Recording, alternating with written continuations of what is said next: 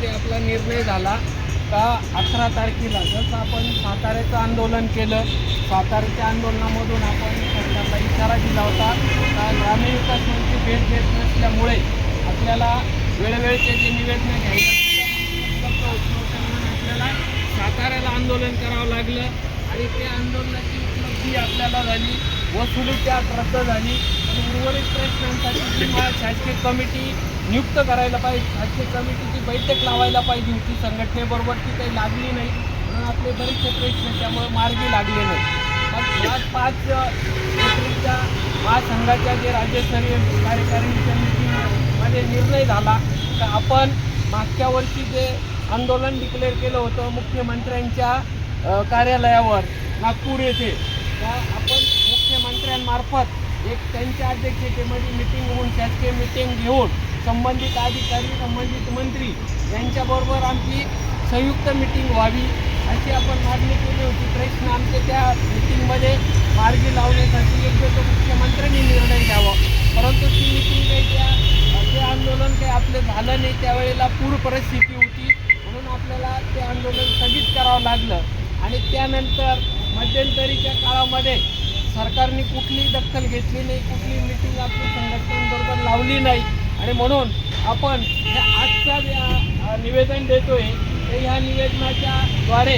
सरकारला कळवतोय कलेक्टर मार्फत तर जर आमच्या ज्या मागण्या आहे तर आपल्या मागण्या काय काय आहे याच्यामध्ये या ग्रामपंचायत कर्मचाऱ्यांसाठी जी यावलकर समितीची स्थापना झाली होती त्या समितीने मे 2018ला शासनाला शिफारस केलेली आहे. त्या शिफारशीनुसार जे काही आपल्या मागण्या त्यांनी मंजूर केले, आकृतीबंध असेल, सेवा तुमची ग्रॅज्युटी असेल, त्यानंतर तुमचा वेतन श्रेणी असेल, अशा विविध त्याच्यामध्ये हे केलेले सुधारणा करून आणि ते शिफारस केली अहवाल तर यावलकर समितीच्या शिफारशींचा स्वीकार करून अंमलबजावणी करावी अशी एक मागणी आपली. त्यानंतर किमान वेतन आपलं फेब्रुवारी 2000ला आपला कालावधी संपला, परंतु अजून पण किमान वेतनाची सुधारित पुनर्निर्धारण होत नाही म्हणून आपण आता शासनाला या निवेदनाद्वारे सूचित करतोय त्या 23पासून आमचा फरक असत हे सुधारित किमान वेतन जे केंद्राचा जो काही निर्णय होईल, केंद्राच्या किमान वेतन कायद्यानुसार 18 ते 24,000 या दरम्यान जे किमान वेतन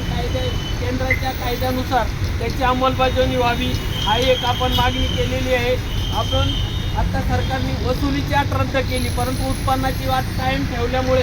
आज ग्रामपंचायतींना जे वेतन दिलं उत्पन्नानुसार 75% 50% पगार होतोय तर पंचायती तो उर्वरित वेतन देत नाही म्हणून आपण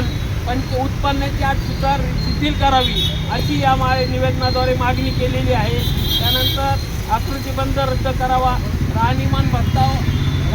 भत्त्याचा जो आहे तर ते ग्रामपंचायतीच्या तिजोरीतून द्यावी, ग्रामनिधीतून द्यावी असे शासनाचा याच्यामध्ये हे दिलेलं आहे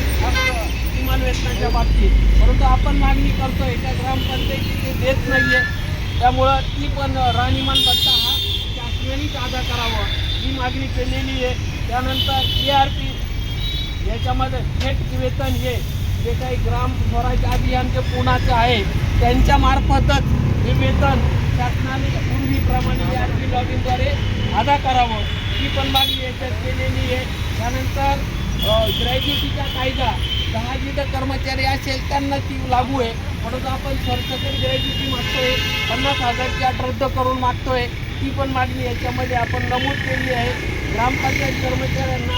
सेवानिवृत्त करताना कुठलाही काही त्याचा लाभ दिला जात नाही. शासनाने निर्णय अर्जित्रादा असेल, ग्रॅज्युटी असेल याचा लाभ दिला जात नाही. राहणीमान भत्ता, वेतन फरक असेल तो पण दिला जात नाही, ते अदा करावे ही पण एक मागणी केलेली आहे. प्रलंबित प्रश्नांसाठी जे काही मागण्या असेल त्यासाठी पंचायत समिती त्यानंतर तुमची जिल्हा परिषद आयुक्त कार्यालय या ठिकाणी बैठका लावून त्याची अंमलबजावणी करावी असं मागण्यांचं निवेदन आज आपण कलेक्टर मार्फत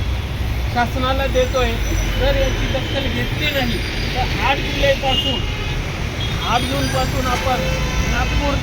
मुख्यमंत्री यांचं जे कार्यालय नागपूरचं त्या कार्यालयावर आपल्या ग्रामपंचायत कर्मचारी महासंघाच्या वतीने बेमुदत उपोषण आंदोलन त्या ठिकाणी आयोजित करण्यात आलेलं आहे. तर म्हणून जर याची दखल घेतली नाही, बैठक लावली नाही, या प्रश्नावर निर्णय झाला नाही तर 8 जूनपासून आपण नागपूर येथे आंदोलन करतोय असा इशारा देण्यासाठी आज हे निवेदन आपण माननीय कलेक्टर जिल्हाधिकारी साहेब यांना सादर करतोय. तर आपण त्या आंदोलनाची सुद्धा यापुढे तयारी करतोय.